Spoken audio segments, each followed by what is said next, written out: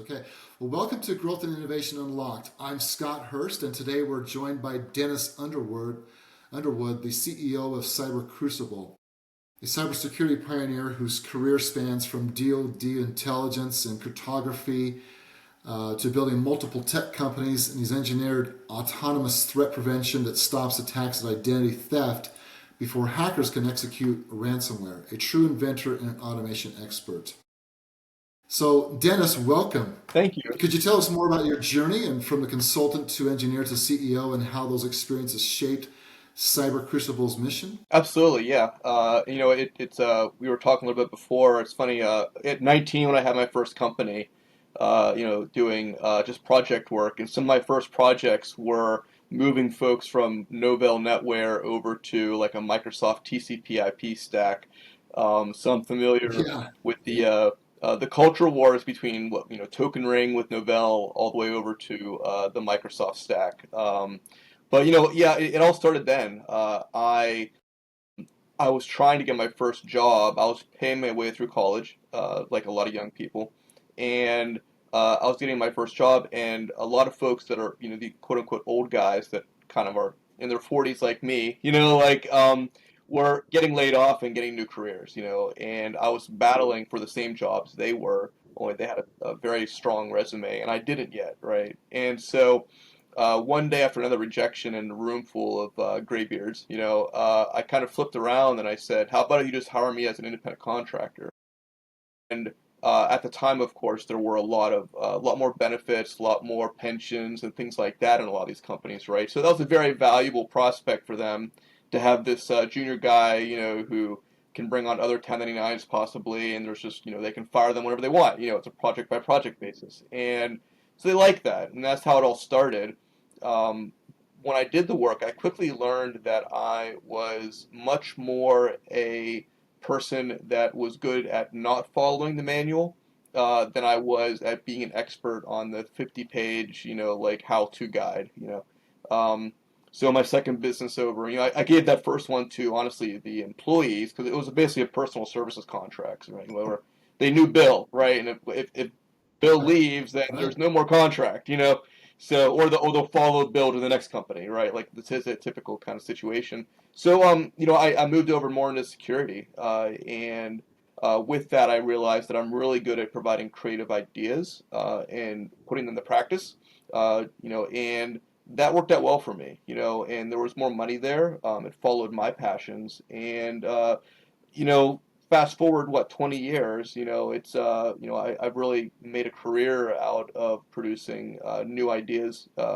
that I find holes in the market. I find holes in what people need versus what's being produced, and it's been a pretty cool experience. Well, that's fantastic. The old term, thinking outside the box, challenging current norms, is something that, that's where innovation comes, right? And so you saw that, quite early on to continue to stay ahead of the market, on the bleeding edge, right? Yeah, it's sometimes, and because I'd never really, well, when I was in government over in intelligence, I would be working on some stuff that there really was no market created for yet, that moved into kind of, there's a nice edge balance between deep tech, which has no market yet, right, where if you're like an IBM, you have to educate the market on what this, no one wants yet, right? To old school, right? And so there's always that edge to be just far enough to be a few years out to be able to produce the technology, educate the market, and then eventually, when you're ready and the customer is ready, then you have revenue generation, right? So it's always been around that just over the horizon period, not hey, let's make data from Star Trek kind of world, which is like a generation away, like at least, maybe multiple, Right. Yeah, right? exactly.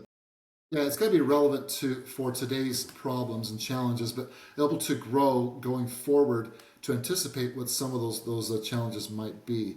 So with that, I mean, very young, you started that consulting, and you've got patent holding cybersecurity firm. You mentioned a little bit earlier, but was there really kind of that defining moment that early on that told you that you're building companies and not just products? You thought, you know what? Yeah, I want to build companies now. Yeah, that's a really great question. So, when I was at DoD and other acronyms, then Yeah. what ended up happening was I'd build something, and then they always had a whole group of people that didn't have the creativity to make something for the first time, right? Um, in the Beltway of in DC, they always talk about like pioneers versus like farmers, or settlers, and um, Yes. of course it's government, so all the advice to the entrepreneurs was to be a settler, don't be a pioneer, and I'm like, wow, California and Silicon Valley could not be more different than this. Absolutely. Like they're Yes. all pioneers. Exactly. But Yes. every time I was a pioneer and then I made something and I was like, okay, look, guys, it's working. The homestead has been established. There would always be this like long line of people that had no creativity or not as much, and they were just going to expand it and grow it. And it always felt, I'm not here yet, but it felt a lot like the kid, if you had your kid going to college for the first time, they're gonna live on campus and they're out, they're launched, and that's kind of emotionally how it felt, like over and over and over, just like not being able to, and then they'd come back and it would be a hot mess, like because they didn't have the same vision, right? And so it was just different, Right. right? So, I did that a lot, and I kept an eye on like a big market shift, because whenever there's a market shift, either on the hacker side or on the defender side, hopefully the hackers shifted and the incumbents didn't, right? Because there's opportunity. Um, Anytime that Exactly. happens, it's like, well, there's a market shift. Let's go ahead and see if there's an opportunity here to kind of leave the safety net of having my ideas and inventions ripped away from me. But it's good cash. Let's see if it's Yeah. Oh, sure, sure. worth that. Yeah. Yeah, that's what happened.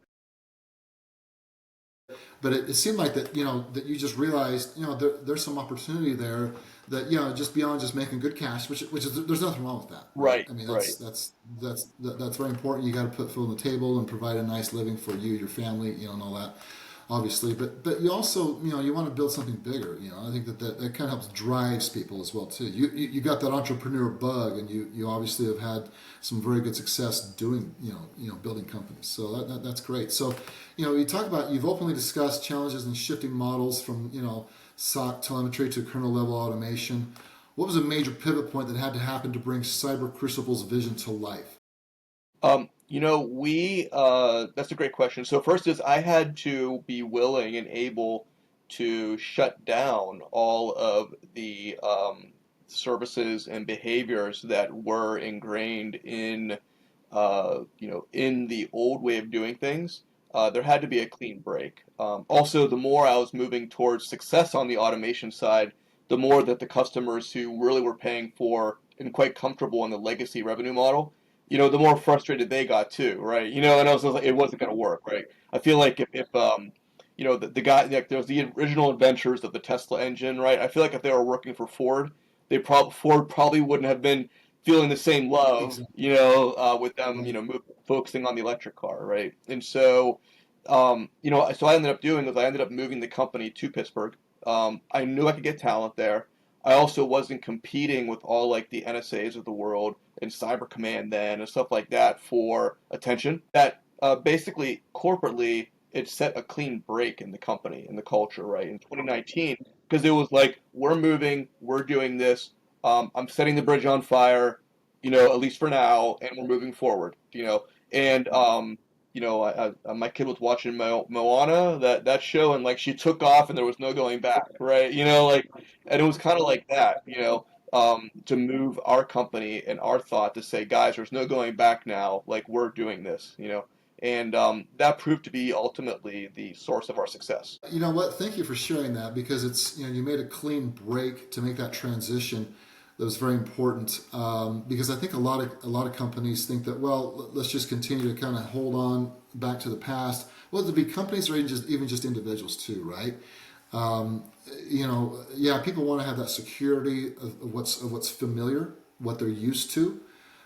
But sometimes to make that 10x change, or that to have that inflection point, right? Kind of like Andy Grove, from Intel, right? Innovator's Dilemma. One of my favorite books, right? But you had to be fully committed to it, and you can't necessarily be looking back. Maybe look back from the experiences and what got you there, but really look forward and know that, what, hey, we're setting on a path. And I think that that's probably something that helped lead to your success. Had you not done that, you'd probably be as successful as you are today. I agree. Yeah, for sure. And you're right. It was an individual decision because when I briefed, I had a bunch of senior engineers, right, and I had to brief them like, "Here's what we're doing," um, and there were a lot of them that were like, "Look, I'm not willing to take any risk here." Some of them were verbal. I think two guys quit. They quit on the spot. I mean, they just called up their prime contractor and moved to a different company, but they like quit on the spot in protest, and I was like, I don't even know what that means. You can just leave. Yeah, So. right. Others stuck around, and I said, look, I set you up with a 5-year contract. I said I gave them the stability to do right by them, and say when you're ready to quit, just quit. There's no need for drama. There's no more raises coming. I got you your contract. We're good to go. Like that way you can take care of your family on your own time, and then I'll just shut down the contract whenever I'm done. Whenever there's no one left. And and I did that for them, but it was an individual decision. You're right, all the way from doing commercial SaaS products is the dumbest thing ever. All the money's in government, and I was kind of like, that's not true, but that's your individual ethos. All the way to the youngest engineer who had the most potential and the most coding ability actually was the one that ended up coming to Pittsburgh. I showed him rent prices versus DC, and I was like, let's go do this. Here's a bunch of stock, and it's worked out really well for everyone involved. But I wouldn't be able to do Fantastic. that with that if I had had those people. It wouldn't have happened, right? Because they were the 501 crowd. They were services guys. That's what they're going to do. I needed people that are willing to really dig deep and get the product out there and be there for the customers. Fantastic. And that leading with that type of mindset, maybe mention it. I didn't necessarily bring this up in our pre notes, but talk about that a little bit because I think that's important. Kind of a company culture. In your mind, where does company culture come from? Well, you could say it comes from the CEO. That's certainly, I can steer the ship a little bit, right? But everyone has to make individual decisions, especially Yes. in an innovation-focused company, because there's if I have a new exciting project that's interesting to them, they'll be up at night doing the work. If it's something that's boring that doesn't align with their passion, then I'm fighting them and nagging them to get it done, right? In a way that a normal 9 to 5er person, they wouldn't have that passion. It's just they're there for work, right? And there's people like that, and that's totally fine, right? Their passion's rock climbing, and I don't do that, and they can't get a job doing rock climbing. So it's like they're at work. Yeah. And that really affected the culture. It also affected how I had to manage because I had a bunch of very, we'll say, younger than me people that were driven by their passions, right? They were there because of the passion and the ability for them to not sit in a corner at like PNC Bank, but instead be doing things that normally are reserved for like, some kind of principal engineer or some big, Raytheon or something.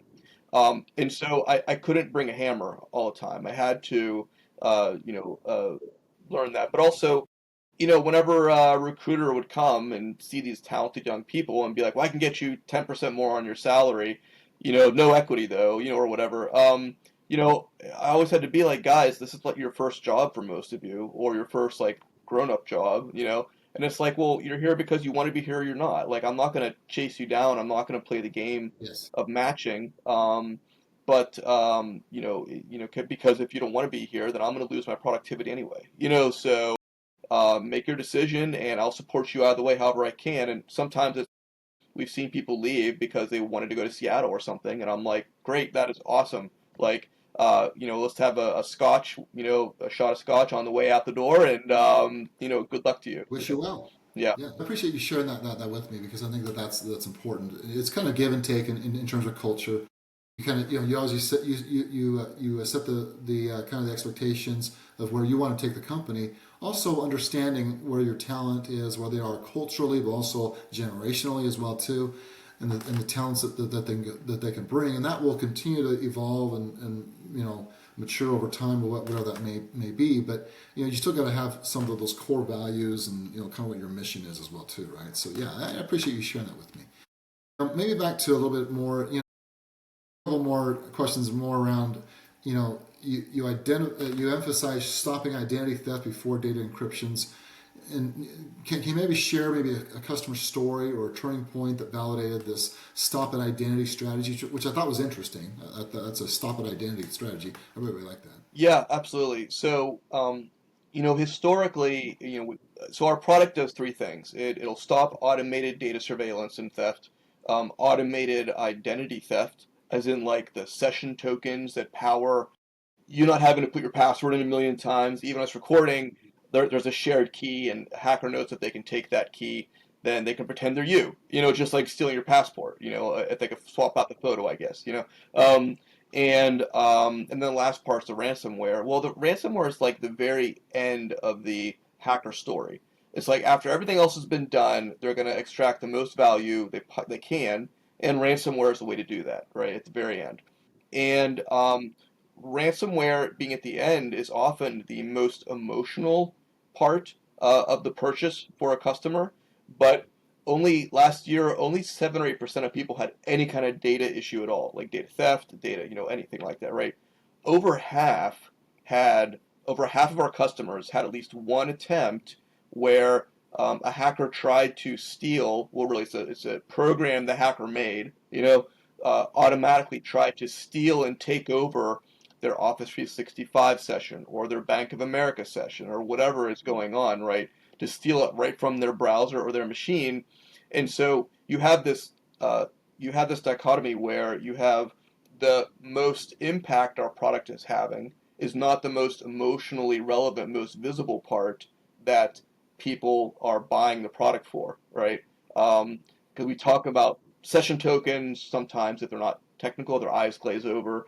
Sometimes if they're like their job is identity or HIPAA or something, they're like, yes, that's a big problem, and they Yeah, get that's that. exactly what I need. Yeah. Yeah. Right. And so it's really interesting to see that happen, where the people are buying for not the primary thing the product does, but it leads to it. But it's just so technical that, it becomes nerd speak for some of these people, some of the customers, because they saw the impact on the business, and you're telling them the most active part is now you're working on the precursor to that bad thing. Um, and almost like like the medicine to keep cancer at bay, or whatever, if such a thing exists, really. And then they're really focused on grandma had a bad experience in the hospital, and you're like, well, we can actually do like MRIs every 6 months and prevent that. Not nearly the same emotional impact, right, of having an Yeah. MRI Right. Right. versus grandma in, Yeah. in the hospital. Right. Yeah, that's a great analogy. It really is. I appreciate you walking us through that. Like you said, there's a little bit of a life cycle in terms of the identity theft aspect of things as well too. So, yeah, very, very interesting. Yeah, I'm certainly learning a lot, more in the cybersecurity realm. I think that it's going to continue to be a very important, very lucrative area as well too, in innovation because, oh my gosh, it's amazing what humans are capable of doing for good or bad when it comes to technology, right? And thank goodness we have people like you guys that are trying to stay ahead of that, right? Stay ahead of the bad guys. Maybe shift a little bit, if that's okay, to maybe more because AI and innovation and so forth, growth and innovation. Your LinkedIn post, contrasts horizontal versus vertical AI. How did deciding to build, vertical AI then influence Cyber Crucible's product roadmap and how you differentiate yourself? That's a really great question. The vertical versus horizontal AI really was a symptom of a couple things. The one is the inventive process, and the other is that I had trailing revenues from the services stuff as that was getting shut down, and and I had a business that I was able to get credit on, right? Because I had existing revenues and things like that, right? Um, so what happened was that I said, well, guys, we need to build something that is customer ready. We can't come back in 3 years. And I was actually talking to a founder who had they've been doing deep research for like 3 years. They had spent $50 million and there was no commercial product. There was no revenue operations or anything. It was just like deep tech R&D, and it was supposedly like the best thing ever. And I was like, but no one's even looked at this thing, like, and so I was like, there's no market validation, right? Um, and so for me, I was like, well, we need market validation pretty quickly because it's our own money. I don't have a rich uncle, and so we need to make sure that this is something that people will buy. and that they want, and then it works, right? So vertical AI is described, if horizontal AI is kind of like we're going to provide a technology and we don't know what we're going to do with it yet, the deep tech. I always think of like the foam that NASA made that was like, I guess, wasn't a commercially viable thing until Tempur-Pedic came around and was like, I can make a mattress out of that, and suddenly Yeah, it right, became right, right. Sure. and it became linked to a Yeah, customer use case. it's like the market had to be ready for it, or the use case, right, Yeah, had to be discovered to then make that viable. right, and Yes. Okay. it Yeah. kind of meets in the middle, right? And so, Right. I saw vertical AI because I was saying AI, and they were like, "Oh, like the Will Smith spaghetti eating video," and I was like, "No, no, no." So, but I realized I had to make something commercially viable, and I say tongue in cheek to tech bros, but like, someone was like, "We need vertical AI," and vertical AI ties customer use cases to, or like business use cases to the foundational AI technologies. And I kind of laughed because I was like, oh, they're discovering go to market and product market fit. How funny, like, and um, so for us, it was like, well, vertical AI is their way of saying that it is not just an ephemeral, like those books we read when we were kids, like make your own adventure kind of thing. It was actually aligned on a customer use case. It just so happens that AI was one of the technologies that we had to put into place to accomplish our goals. So we didn't go from generational horizontal AI up. We went from customer use case down From a use case because we were down. like, we got Yes. to make this thing sellable, and that's how Yeah. it worked. Yeah, that's making it customer centric, right? So that's really really good. So you've said that kind of leading into you said innovation is maybe constrained by legacy SOC models, and that true disruption requires rethinking the whole wrapper ripping metaphor, which and I read about that the other day. Was pretty interesting watching some of your demo videos as well. Oh, nice. How do you then channel that mindset in your R&D and growth strategy? Also, kind of leveraging what you just talked about, vertical versus horizontal. Kind of have the customer drive that. Again, how do you channel that mindset into your R&D, growth and strategy? Yeah, it's a mix of more strategic and a mix of tactical, kind of lockstep.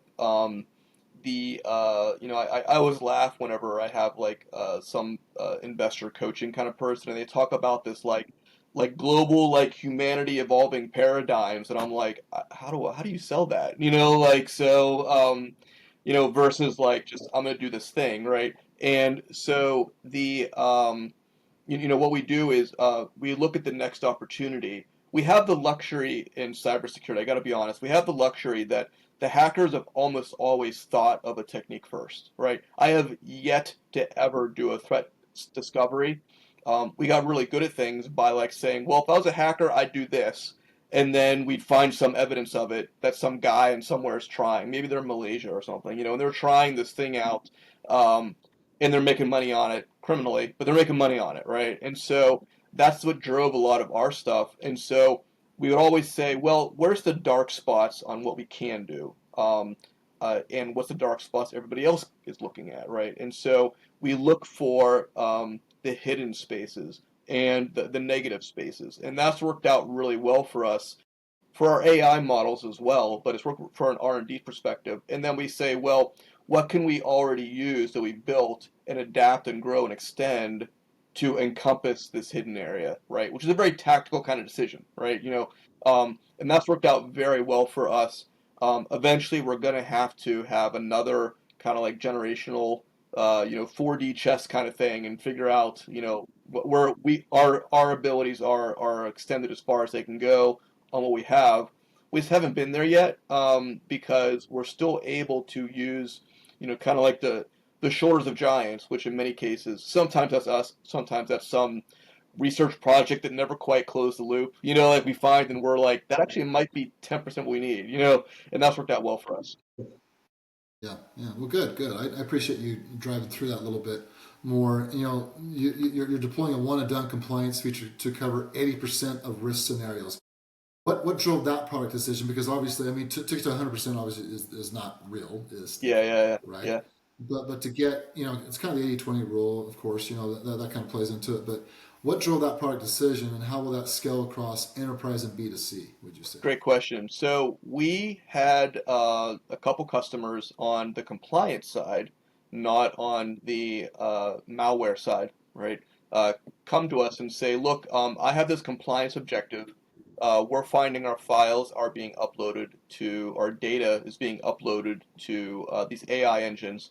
Um, and they're like, we have a director from the board to be able to stand in front of the leadership of the company and say that we're compliant and our patent server, file server, does not have any of the data going up to these AI engines from their employees, right? And I did a little bit of due diligence and said on the state of AI data security.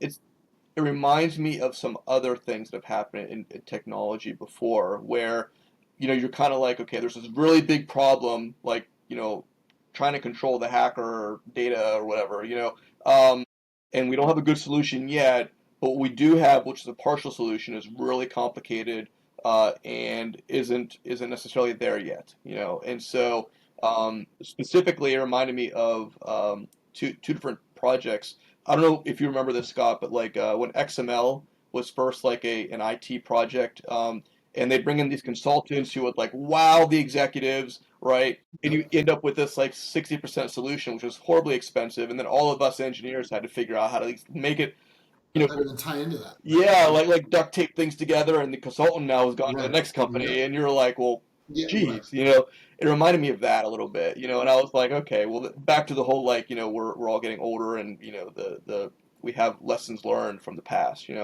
and I said, I talked to them, and I said, well, let's just take technologies out there, and they were like, look.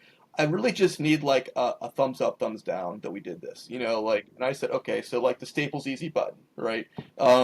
Which is probably in like what I love to know how many slides, business corporate slides, have the easy button in it, because like that it has to be like a meme, like Yes, exactly. Right. um but yeah, I looked at that and I said, okay, well, I can't produce the ultimate solution of having online data inspection and able to stop any employee who's doing something they shouldn't be doing, or a hacker or anyone else. I said, but guys, I can produce at least like an on-off switch to say that AI can't touch that location, or only certain ones can. Brilliant. Brilliant. Yeah, and That's really good. I mean, that's yeah, that's I like that because it's the easy. It's just the boom. It's the kill switch, right? AI is going to continue to be. It's just going to continue to grow. It's just the way it is. I mean, right. because it can automate things, very easily. But then to have that kind of that AI kill switch, that's a really great idea. Yeah, Yeah, so we're for going to do it. It's not the full, like, it's not data from Star Trek. It's not Arnold Schwarzenegger walking around, yeah, or like, Judge Dredd or something. Like it's just, like, great. Yeah, yeah, yeah. it's not that, right? It's just, well, he wasn't a robot No. though, right? So like, but like it's not that, right? But it is something that is manageable and that we can produce, and we can have certainty on certain risk management use cases, certain data compliance use cases today. And so ended up making that, and we're actually building out the user interface and the management now, and it should be it's going to be available to our early customers. And you mentioned the B2C model. Um, there's customers that are like, look, I can't justify the whole enterprise ransomware data theft product, like maybe like students in a school or a university. Yeah, Um, right. it's like, well, the student laptops, who cares? Like, but as long, in a world where everyone had unlimited money, of course they would care, but they don't, so they have to prioritize, right? And they were like, well, you know what? But that cool little like, don't allow the student to upload their file to ChatGPT, you know, that has some merit, right, to teachers It and does. staff, Yes, right? absolutely. And Yes. so, Yeah. while we're not selling just to academia, but we're seeing where there's significant interest in just this ability to control without having to have a seven-figure budget and without having to have 6 months of services time to try to get done, and then try to keep working, right? Instead, this is just a this one and Well, that kind of talks a little bit too. Also, how do you then use AI and also cyber marketing, and then also to help find new customers in the enterprise space, but also B2C as well, because there's some opportunities for you because it has direct, applicability to a consumer, even just like myself, right? But then, how is that then shape your customer acquisition and retention, and are you using AI tools today to kind of help do that? You know, traditionally, we've always approached the market from a malware cyber side, right? And um, what we're doing, I think what this is going to do is that it is changing the vision in a way that our website is not keeping up with, to an automated data protection company, right? Because we are already stopping things that aren't really malware, that people are just like, it's like unintended behaviors that people are like, I don't know what's happening, I don't like it, it's not, I'm like, well, it's not a hacker, and they were like, can you just like stop it and just not tell me about it? And I'm like, yeah, we can do that. So the evolution has continued, and I think in many ways that is symptomatic of a bootstrapped company in many ways, where we didn't have that $100 million check or that rich uncle we can just go back to if we need more money. We had to start with something that could sell and then kind of keep growing out from there, which is a little bit of an Yes. Andy Grover Druckerism, right? Where like you start kind of with something and then eat young all the time, every day, and that is a lesson that I've taken to heart. And we're always eating our young, and that's honestly allowed us to get past certain multiple revenue milestones by that, and it's been a good journey so far. Fantastic, fantastic. Just maybe another question to close out, and then obviously, we can continue on as long as you like here on your thoughts. But just looking to the future, then how do you see AI and automation evolving your vision, especially in scaling, proactively kernel level defense and protecting enterprise identity, but also even the consumer identity. Yeah, there's certain things we wanted to do that we know that computers can't quite support it, and so we have to keep certain things in the back burner basically, until hardware grows, which is like it's a classic invention story that I think maybe younger people don't haven't had to experience because they're not as old and they weren't as constrained like back in the day. Um, and so I see a lot of that happening with AI. A great commercialized example is there's a bunch of news stories about Microsoft Recall, which is like this like surveillance tool, I guess, for incident response people or something, and it has some pretty high standards for what hardware you need to actually run it. It is an AI focused tool or something. And then you look online, and like only like a few laptops out there actually in the market can actually run it. So it's like it's not even really, they made the software, but you can't run it yet. And it reminds me of like Windows 95, where like there was a lot of hubbub about it, and you're like, what computers can run it? And they're like, well, not many yet. And then if you remember those days, yeah. Yeah, yeah. So for us, it's a little bit like, well, let's make sure we have the hardware in place, that we don't spend a lot of time and money on something of which we can't actually use yet because there's no customer base for it yet. And so, we would like to do more with, doing more decision making and proactive edge computing. Um, we, I don't feel that the proactive approach can responsibly have a decision engine up in the cloud somewhere, because like the latencies don't work. The hackers just firewall off the contact to the engine anyway. So it has to very much be engine based, edge based, and I see some more opportunities there. But unfortunately, it's all about what can we do that people will have hardware wise in the next 6 months to a year. Well, and you're very in tune with the need for ever adapting and evolving and innovating in the space in the cybersecurity. You have to be that way. Probably almost more than in any other industry out there, right? Just because you got to stay ahead of it. The one question I had, just because it wasn't really part of what I was going to ask you, but I'm just very, very curious. Do you see a huge? I mean, most of what you see in malware and hacking and ransomware and so forth, identity theft and all that, is that state sponsored? You Is know, it mostly state sponsored, or is it more just dark enterprises, or the techniques used are the same in either case. The maturity of AI and automation coming in that has been adopted by the hackers, just like honestly, students who are writing, like massive Yeah. manuscripts, it's very similar, and they don't require the same level of contextual knowledge to be able to use these more advanced techniques. So AI is lowering the bar for them to use these automated hacker techniques. It's kind of like, like, I don't know, a really experienced like CEO gives the perfect call script, if that exists, to the junior like, salesperson, and the sales guy's just like knocking down stuff. He doesn't know why. He hasn't gone into the Yeah, psychology of the right. He sale. just he just follows his black and white script. Right, and so I see a lot of that happening, and is bringing a lot of success very quickly, and has been for the last couple of years increasingly, to these like hackers who really aren't at that state-sponsored level, but they're behaving like them, and they have access to the tools that maybe only like a master commercialized criminal mafia guy would have. That's what I see a lot of what's happening, and in terms of like threats, state sponsored threats or commercial.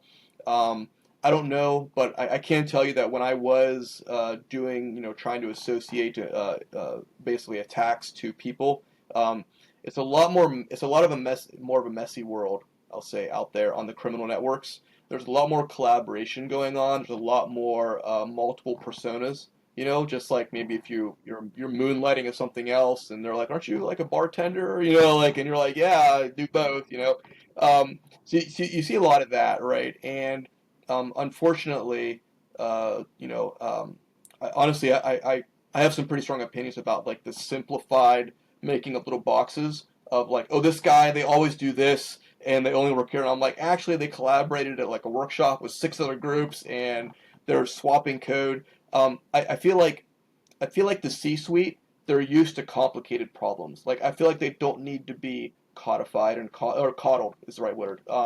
Because like you talk to a CFO about like projection and modeling on the finances, they're pulling like 90 variables together in their head, right, to make some kind of like EBITDA projection. But then the threat intelligence guys are like, oh, it's just one actor. There's three people and they're in this building and it's very simple, right? And I think that creates I think it's a little bit insulting, quite honestly, to the C-suite business people who it's a language barrier. It's not the fact they can't absorb the information or understand that the criminal world is very similar to their supply chain and that there's 900 things going on, right? Yeah, going on. Right, That's, exactly. yeah, I'm a little bit on my pet's hard there, sorry, but like that's where I No, go. no, I appreciate. Yeah, I really appreciate this because this has been very enlightening. You're very passionate about this. Obviously, you've shown how combining engineering depth, using vertical AI, a bold shift in, defense paradigms drives both innovation and growth. And I really appreciate you talking through the past about how you got here, right? And you really did that by challenging legacy models. Moving beyond other ways of writing code and anticipating threats and all that. But you want to defend identity first. You want to stop threats at the earliest point. I appreciate you talking through that life cycle. That was very interesting. I hadn't thought of it in that regard. Talking about also the delivering practical solutions like your 80% easy button compliance tool that you talked about as well, and then you want to oversimplify what you kind of said there just in the last minute or so was that you don't want to oversimplify this because it's not. There's a lot of varying levels of inputs, just like in almost any other above board complex business program or business process. That's one thing that I wanted to kind of close out with is to those that will listen to this, reflect on your own growth paths, right? Are you building with vertical clarity? Are you breaking stale models similar to what Dennis has done throughout his career when he was 19, the transition that Dennis made, right? And where can you apply AI-driven technologies, in this case, identity-first strategies in cybersecurity. But I think this can have applicability as well, too, to others that are just innovating and developing product to, again, break some of those stale models, right? So with that, any other thoughts as we close here? The sometimes recently I was described by someone who didn't know that I could hear that I'm an iconoclast, which is interesting because as a a product forming and a company forming CEO, that I actually have that up on my wall now because just like like Monty Python, nobody expects a Spanish Inquisition, right? That kind of went to a place that was kind of not necessarily meeting their goals, right? It was kind of went to a dark place, right? And you look at like iconoclasm, like of course like German wood carvings and stuff, but like from back in the day, right? But it reminds me that when you're innovating, everything doesn't have to burn, and so for me, it's always for me it's my check to make sure that as we're moving forward, we try to reuse and keep and not just do everything from scratch because of the parts that maybe you don't burn your garden down because there's blight on one part or because you want to maybe put fertilizer down, right? Like, and so that's something I have to keep in mind whenever you are trying to come at something from a completely orthogonal point of view. That try to keep once you find that way, try to figure out how you can empower your people and yourself in your customers by using what already has been working. Well, I appreciate that. That added something that we can all take into account as we develop, ways to grow, build new product, enhance what we have, and not necessarily have to tear the whole thing down if it's not working. But there's pieces and parts that we can leverage and continue to use, without questions. So with that, Dennis, where then can listeners connect with you and explore Cyber Crucible further? Yeah, so our website is cybercrucible.com. We have a contact us. If people don't know what to do with the contact us form submission, they send it to me. So sometimes it is me actually responding. Um, And I'm very active on LinkedIn. So you can look me up. Yeah, I saw Well, that. yeah, That's yeah, good. because Yeah, you I see like the it. posts, right? Yep, I need to turn a yep, lot of those that's great. thought leadership posts into Yeah, into blogs eventually. But the yeah, so you can reach out to me, connect, say hi, say why or how you found, hopefully through your yeah. webinar, your Cool. Well, podcast. yeah, well, thank you very much. I appreciate Yeah. that. Yeah, sure. Well, thank you. Well, thanks again, Dennis. If you enjoyed this episode, please subscribe, rate, and share. I'm Scott Hurst, and this has been Growth and Innovation Unlocked. Thank you.